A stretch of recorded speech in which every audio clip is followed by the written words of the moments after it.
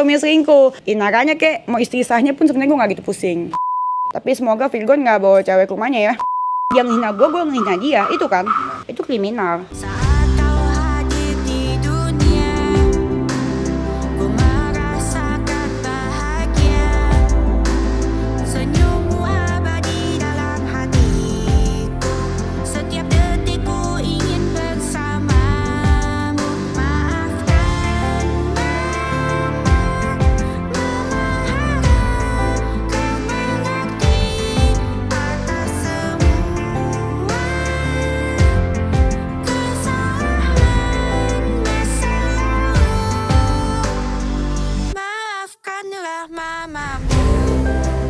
Sore Denis. Sore menjelang malam.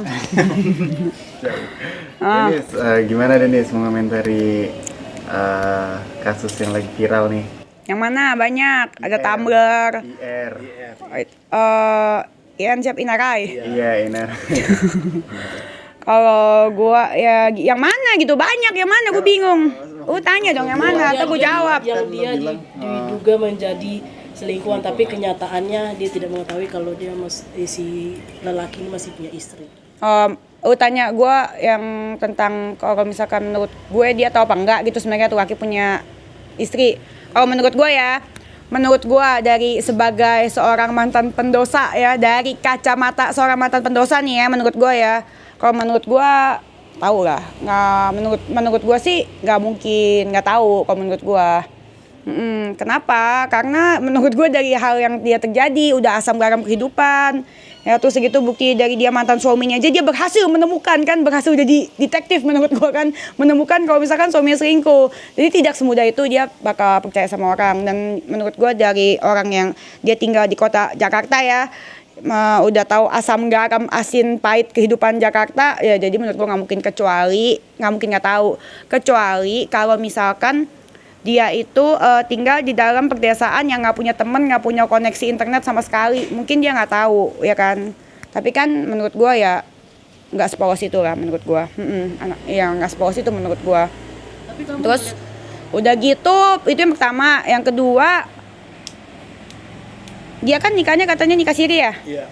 Kalau misalkan lo tahu tuh laki single, ngapain nikah siri? Nikah bener lah, nikah mewah, megah ya nggak sih? Ya kan, bener dong, ngapain nikah siri? Nikah biasa aja, nikah mewah, nikah megah gitu kan, ke yang nikah yang normal gitu, kayak gitu sih. Tapi ngeliatnya gimana sih Kak? Ini kan bisa dibilang kesalahan bukan sepenuhnya di Inara juga. Ya namanya perselingkuhan kan, kesalahan kan di dua-duanya, di cowoknya yang sama pelakunya, dua-duanya pelaku cowok sama cewek. Kalau cowoknya nggak mau juga nggak mungkin terjadi kan, nggak mungkin dia bisa masuk rumah kalau nggak ada yang bukain pintu. Ya, dengan sebelum ada klarifikasi ini, Dr. Richard juga banyak yang menghujat sampai mengatakan sampai aib-aibnya yang soal dia sama Virgon juga dibongkar kayak diselingkuhi sekarang jadi selingkuhan, itu gimana?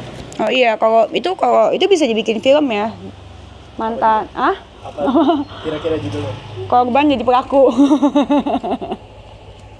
Iya kan, bisa loh, bisa laku tuh, bisa dibikin film itu korban jadi pelaku. Kalau menurut lo yang paling realistis saat ini dilakukan Inara itu seperti apa mungkin? Kalau gue jadi dia, kalau gue jadi dia sih gue akuin, gue minta maaf, gue nggak melakukan lagi ya, gue bertobat. Itu kalau gue pengen bertobat ya. Kalau nggak pengen bertobat ya lanjutin aja, nggak mau ngaku. Kalau gue jadi dia, kalau misalkan tergantung nih lu, kalau gue jadi dia pas udah mau tobat ya gue ngaku, gue minta maaf. Dan ya kan kalau gue, makanya kan kalau dulu kan bilang lu buka-buka aib, sebenarnya bukan aib, karena pengakuan itu adalah awal dari pertobatan. Karena kalau misalkan gue udah ngaku, nggak mungkin gue lakuin lagi, karena gue udah minta maaf dan ngaku, nggak mungkin gue lakuin lagi. Kan banyak orang yang ngejaga gue sekelilingnya. Tapi kalau gue nggak ngaku, ya gue sampai kapan mau tobat, ngaku aja enggak gitu. Jadi ya ngaku aja, tobat, minta maaf gitu, mungkin semuanya bakal lebih indah. Berarti ya kan, itu kalau gue mau tobat. Kalau gue nggak mau tobat ya gue suruh orang, supaya gue nggak kena cancel culture, ya gue suruh laki gue kali yang ngaku-ngaku yang salah dia gitu kan. Ya bisa jadi gue suruh bilang, gue suruh laki gue ngomong ke semua orang kalau sebenarnya gue tuh nggak tahu. Ya bisa juga semua bisa terjadi ya kan. Semua bisa terjadi itu kalau gue jadi dia ya. Tapi mendingan taubat aja lah, hidup lebih enak, lebih tentram, lebih damai, dan rezeki juga lebih masuk, serius deh. Iya benar. Kak, tadi kan lu bilang sebagai mantan pendosa. Mm-mm. Menurut Kak Denny sendiri, apa yang menyebabkan si Inara ini yang dulunya korban sekarang jadi pelaku? Yang itu, hidup itu kan ada pilihan, ya kan, hidup itu ada pilihan, ya lu mau jadi apa gitu, karena pilihannya pasti ada aja dalam hidup, ya kan, secara kan dia juga tidak kenal banyak orang, pasti ada ketemu baru, hidup ada pilihan, lu mau jadi apa, lu mau jadi pendosa atau mau jadi enggak gitu. Kayak gue sekarang pilihan mau jadi pendosa lagi ya pasti ada aja, tapi kan gue memilih enggak. Ya mungkin ada orang yang tergoda, entah karena apa, ada juga yang mungkin karena suka, ya banyak yang terbuai, kemakan janji-janji, ada juga yang ya rata-rata sih yang mau jadi pendosa pakal gitu sih ya bodoh, karena satu kenikmatan sesaat. Ya kan, nikmatnya apa sih? Dapat duit juga kagak kan. Ya kan, duitnya juga duit dia, bukan jadi duit kita kan. Terus gitu ya, intinya ya. Terus yang kedua, rezeki juga jadi seket, udah pasti. Namanya lu jahat sama orang, rusak hubungan orang, namanya lu bikin orang sedih, ya pasti rezeki lu ketutup, gak bakal bahagia. Jadi menurut gua keluar aja lah dari lingkaran itu, pasti lebih bahagia kok, lebih enak, lebih adem hidup. Menurut lo dari cara Inara memface kasus ini tuh itu gimana sih? Apakah dia rapuh atau gimana? Diem aja, kalau ya diem aja ya berarti dia Saat ini mau ngomong sih. dia diem nggak? Dia mau ngomong. Mau ngomong? Akan respon sebentar lagi. Oh. Sebentar lagi. Mau gue ikut nggak? Enggak, gue sekarang sibuk. Kalau dulu kan gue banyak kerjaan, kurang kerjaan ya, sekarang gue sibuk.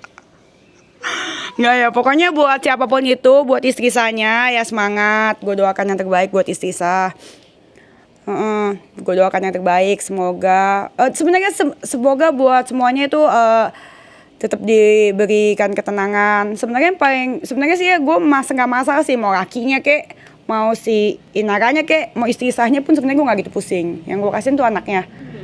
Dan menurut gue itu laki tuh menurut gue sih parah banget sih. Lu bilang kasihan ini kasihan ono, tapi lu nggak bilang lu kasihan bini sama anak lu. Anak lu kan jadi bakal nonton itu podcast, ya kan. Suatu saat itu anak akan jadi anak yang dewasa, bakal jadi dewasa dan bakal punya teman banyak. Lu bakal masuk SMP, SMA, bakal kuliah, dan itu kan udah dewasa, udah ngerti. Lah bapak gue kok ketahuan ini gini kok malah belainnya yang lain, nggak belain gue, nama gue nggak disebut, yang kasihan tuh nama orang lain. Itu sih yang parah sih menurut gue tuh jahat. Siapa namanya? Siapanya? Lakinya. Pokoknya ya lakinya lu jahat lah. Lu mau apa aja terserah, lu kan semua dewasa ya, tapi ingat di sini kan lu punya anak lu tuh kan udah gede nonton jejak digital lu nggak mikir gitu. Lu harusnya mikir, yang harus lu pikirin utama tuh anak. Itu kasihan sama, menurut gue yang kasihan bukan Inara lah, yang kasihan anaknya lah. Anaknya paling kasihan. Kalau istrinya juga kasihan, tapi sekali lagi istrinya kan udah dewasa. Ya ini anak ini kan, kalau anak ini gue tuh paling takut sama tumbuh kembang anak. Tumbuh kembang anak itu menentukan anak itu akan jadi apa lo nantinya, dan bakal gede jadi seperti apa.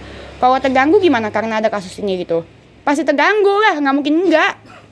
Ngomong soal anak, Inara kan juga punya anak nih. Akhirnya anaknya tuh kayak diamankan oleh bapaknya, yakni Virgon. Oh, gue jadi Virgon juga jadi gitu. Gimana? Gue jadi Virgon juga gue akan ngakuin hal yang sama lah. Gue takut anak gue ngeliat kalau misalkan gue jadi dia. Iya, gue takut anak gue ngeliat hal yang seharusnya nggak dilihat. Itu CCTV bener gak sih? Ya lagian emang nggak ada tempat lain, apa gue bingung deh. Iya, harusnya juga tidak melakukan apapun ya di rumah ya, apalagi kalau misalkan masih ada anak ya. Apalagi tuh rumahnya masih atas nama Virgon. Oh, rumahnya tuh rumah Virgon. Iya, kalau gue mau atas nama siapapun itu tidak seharusnya melakukan sesuatu apapun itu di rumah itu, karena rumah itu satu ada anak. Takutnya anaknya kan ngeliat. Kalau anaknya ngeliat ya takutnya kan anak kecil kan ya nggak boleh lah, mau ngeliat dia ngapain kek, mau ngeliat emaknya deket sama cowok yang belum pasti ya kan, karena kan menurut gua anaknya itu kan sudah mengalami stres ya, karena orang tuanya berpisah, sekarang dia cuma sendiri, udah nggak tinggal bareng lagi, terus dia melihat sesuatu yang baru yang menurut gua jangan. Menurut gue nggak bagus. Kalau gue jadi Virgon juga pasti gue bawa sih.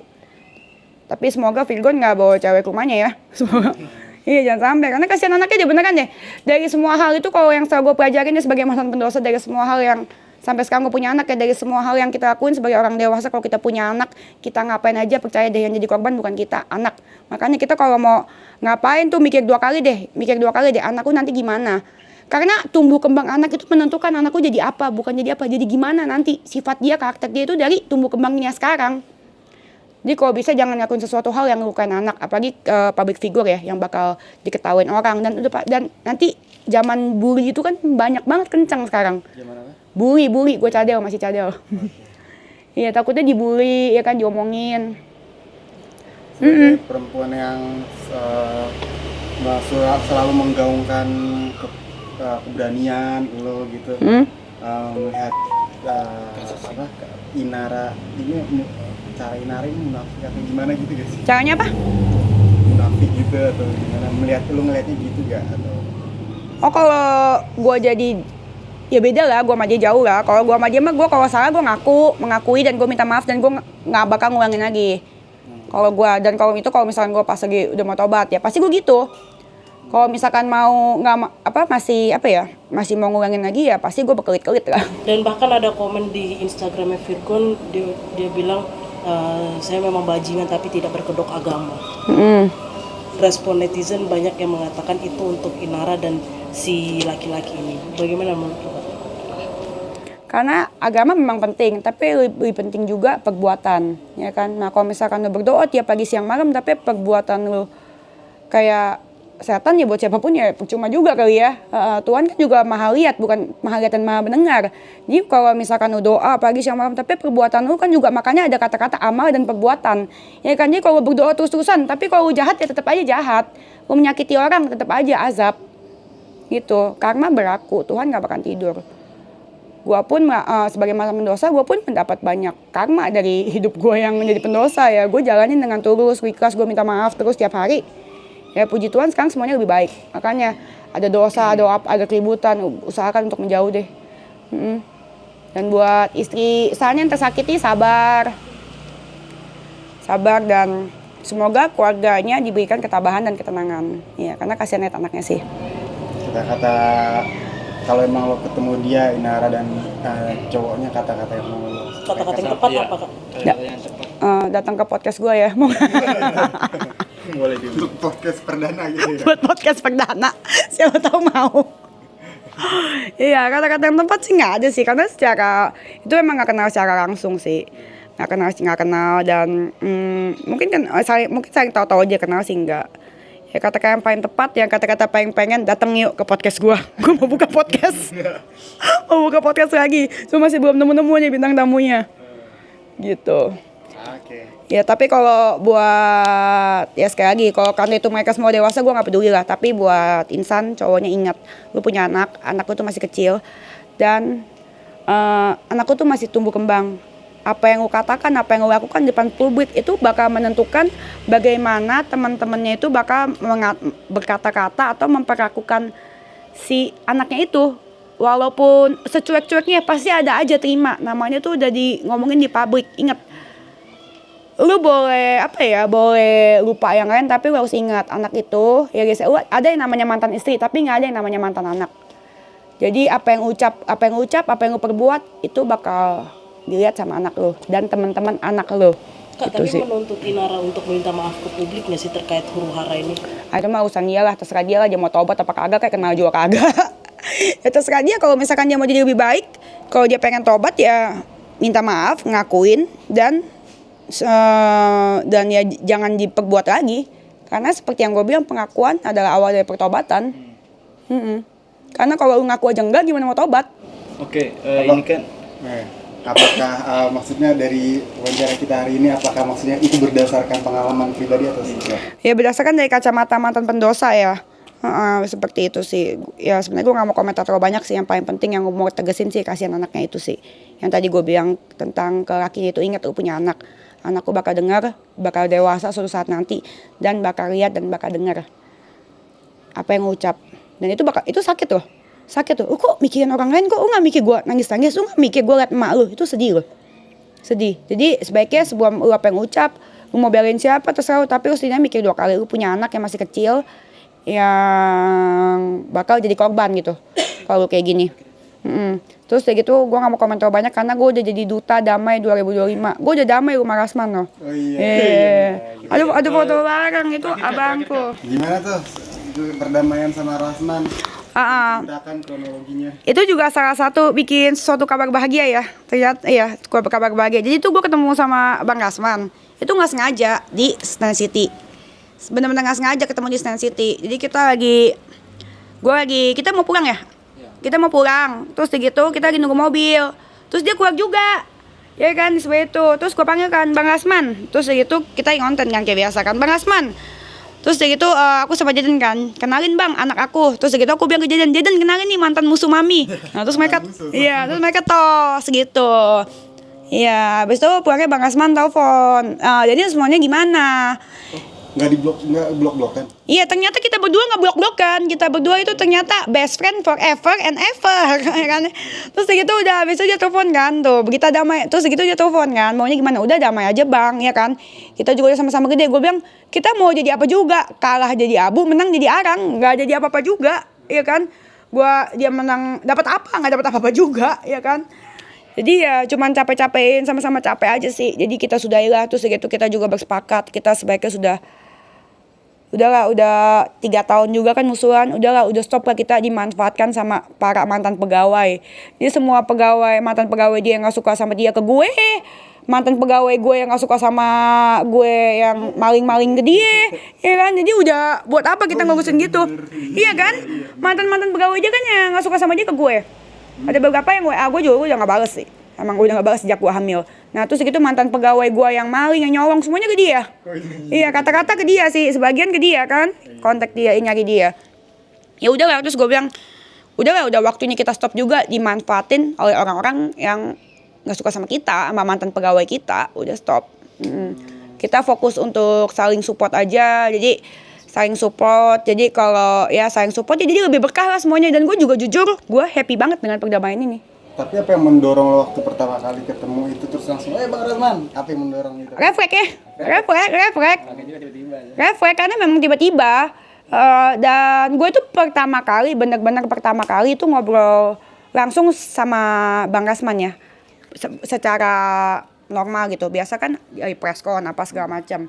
Dan selama ini ya kan gue kenal sama Rasman, gue itu selama selama gue kenal Rasman itu gue nggak pernah ngobrol bareng, dan yang gue tahu tentang Rasman itu kan gue taunya dari mantan pegawainya dia, ya kan? Ya pasti jelek lah, kayak mantan pegawai gue ceritain ke Rasman juga pasti gitu lah, ya kan? Ya gue juga taunya dari mantan klien dia, ya pasti jelek lah. Namanya juga omongan mantan klien ya, sebenarnya kita nggak pernah ngobrol langsung gitu. Dan ternyata setelah ngomong langsung dia orangnya lucu dan menggemaskan. Iya bener lucu, dia orangnya lucu dan gak sejahat itu. Dia orangnya masih mikirin orang. Gue masih inget si Bang Rasman tuh bilang gini, sebenarnya pas kamu hamil itu Bu Ade itu mikir loh, udahlah kasihan juga si Dennis dia sendirian hidupnya bang. Gue mikir, wah ini bapaknya aja kagak mikir ya ke situ ya. Tapi ini si Rasman musuh gue mikir gitu loh, sama Bu Ade mikir. Iya kan? Ya kan bapaknya aja nggak pernah nanyain kan kabar sama sekali, sampai detik ini nggak pernah nanya. Maksudnya kok lu musuh gua? Iya kok lu musuh gua kok masih mikirin? Iya kan? Gimana nasib dia sekarang gimana? Kok lu musuh gua masih mikirin gitu? Bapaknya aja nggak pernah nanya. Iya, dan jujur gua kalau sama Bu Ade dan anaknya gua ada salah sih. Karena gua berantem sama Rasman, gua sama Rasman sama-sama salah karena sama-sama saling hina. Tapi nggak sepantasnya gua membuat istrinya dan anak-anaknya ikut terseret. Iya kan, anak-anaknya sama istrinya ikut dikata-katain karena gue udah minta maaf berkali-kali secara langsung dan secara tidak langsung. Ya, artinya dalam kata lain Rasman di layar kaca sama di aslinya di belakang layar itu dia beda ya? Beda. Kalau misalkan di kalian lihat dia preskon kan emang mungkin ngeselin ya karena dia teriak-teriak kan. Iya kan, bener mungkin gitu. Nadanya juga tinggi, teriak-teriak. Tapi aslinya tidak seperti itu. Dia masih mikirin orang. Kayak dulu juga gue ngeliat dia juga kan ngeselin kan. Perjanjian yang lo buat waktu perdamaian itu kayak gimana? Perjanjiannya itu ya tidak boleh. Perjanjiannya apa ya? Perjanjiannya ya waktu itu kita damai, terus begitu ya tidak saling menghina. Yang gue ingat tuh apa lagi sih? Tidak saling menghina, tidak saling menghina, tidak saling melapor, sama-sama cabut laporan. Nah ya perkembangan laporan lo ke dia, laporan dia ke lo itu nanti kayak gimana ke depannya? Dia sudah cabut ke Medan, gue juga sudah cabut di Polda. kita sih udah sama-sama cabut sih. Gue udah langsung ke Polda, gue udah cabut. Aku bawa suratnya, dia juga bawa suratnya ke Medan, aku bawa suratnya ke Polda. Iya, dan damai itu ternyata lebih indah loh. Serius. Jadi kayak Iya. plong gitu. Pulang ya pulang. Ini kan gue bisa fokus nyari duit kan, kalau misalkan itu ya lebih enak lah. Jadi nggak bisa ada yang manfaatin kita, juga lebih enak. Mantan pegawai nggak ada yang bisa manfaatin kita nggak dengar omongan-omongan negatif. Itu kan omongan negatif di otak kita tuh bikin ngebuang-buang waktu. Jadi kita lebih produktif dan rezeki juga pasti lebih ada, lebih banyak. Jadi semoga Bang Rasman berdamai dengan semua musuh-musuhnya. Amin, amin. Karena damai itu enak loh, karena berantem gitu buang-buang energi. Dulu juga gue duit dari berantem endorsan, duit setan dimakan jin kok, dimalingin semua. Balik lagi ke Inara, tadi ada satu pertanyaan yang belum terjawab. Dia juga sempat, si laki-laki ini juga sempat berbohong sebagai tadi pendosa dan pernah dibohongin juga sama laki-laki. Dia juga mengatakan kalau dia sudah menalak istrinya dan mengatakan sudah cerai, makanya si Inara mau. Tapi kan jadi pertanyaan, kalau memang sudah cerai kenapa nikah siri? Menurut kakak gimana? Ya kalau nanya gue ya gue percaya apa enggak? Ya gue Menurut kakak dengan ada tanggapan seperti ya kalau misalkan gini aja, kalau misalkan dia tahu dia udah cerai ya kenapa nggak nikah beneran aja? Kenapa mesti nikah siri gitu? Lo kalau misalkan sama cowoknya single, emang mau dinikahin siri? istri sih, Kak. Oh ya saya juga sih. Lo nggak ada ini lagi, nggak ada yang cewek lagi, cowok semua. Iya. Tapi mau nggak intinya gitu? Iya kan? Lu serius sama gue nikah beneran dong? Iya kan? Secara gue terkenal loh. Ketemu di depan Senayan City sih. Bener-bener asli memang. Ya memang udah waktunya kita nggak dimanfaatin sama para pegawai kita. Tadi disebutkan jadi lebih plong, fokus cari uang. Iya. Apakah nantinya ke depan mau nyari uang bareng Rasman? Gimana caranya? Dan buat konten bareng. Oh buat konten. Iya siapa tau gue mau jadi pengacara juga, bikin law firm ya. DC dan DC-ran ya. DC-ran. Iya bisa jadi loh. Hah? DC-ran iya bisa jadi, kita bikin ini, bikin law firm bareng yang nggak ada yang tahu ya, namanya hidup kan. Namanya hidup nggak ada yang tahu. Kita ya banyak-banyak berbuat baik aja lah sekarang. Ya kan? Gue udah punya anak juga sekarang. Mau ngapain lagi sih? Berarti anak menjadi titik balik lu dong. Oh iya iyalah jelas lah. Gini ya, anak itu kan apa ya, mencontoh orang terdekatnya, mencontoh orang tuanya lah. Jadi kan orang tuanya kan cuman gua kan ayah dan ibu. Kalau gua bukan yang mencontohkan yang baik-baik, siapa lagi? Gua nggak gengsi, gua minta maaf sama Rasman. Gua nggak gengsi minta maaf sama istrinya. Memang gua salah waktu itu. Masih terbawa hawa-hawa muda kali ya. Memang otak gua agak konslet kayaknya ya. Memang iya dan memang iya dan ya apa yang terjadi sih ya terjadi, memang terjadi, dan gue nggak munafik. Gue minta maaf dan gue mengakui karena gue nggak mau terjadi lagi gitu. Terus untuk mantan pegawai yang masih ada di sana di sama Abang R itu gimana? Kenapa? Si Frida itu udah gue laporin. Udah gue laporin dan gue udah bilang juga kan kalau kata dia itu kan dia bilang kan dia nyolong itu kan karena dia udah ngakui kok dia nyolong karena komisinya itu tidak dikasih. Dia itu kan udah nyolong jauh sebelum komisi dikasih. Berarti dia bohong. Iya. Berarti dia bohong juga sama Bang Rasman. Gitu ya dong, kan dia bilang katanya nyolong karena komisi dikasih. Ya logika aja lah. Gue sama dia bertahun-tahun, gue kasih dia tiap bulan bisa 2 digit, bisa berapa, nggak usah disebut lah, bisa belasan juta. Belum kalau dia sakit pasti gue transfer, nggak mungkin nggak. Mau iPhone pasti gue kasih juga, pasti nggak mungkin lah, gue nggak perlu tahu lah. Nggak mungkin lah, dia pasti gue kasih, dia minta apa. Tapi maksudnya terlepas dari perdamaian lo sama Rasman, ini nggak mengganggu laporan lo terhadap Frida? Enggak lah. Walaupun dia bekerja untuk Rasman gitu. Ya kita sebagai manusia, urusan gua sama Rasman beda dengan urusan dia. Karena urusan gua sama Rasman itu saling menghina, dia menghina gua menghina dia, itu kan.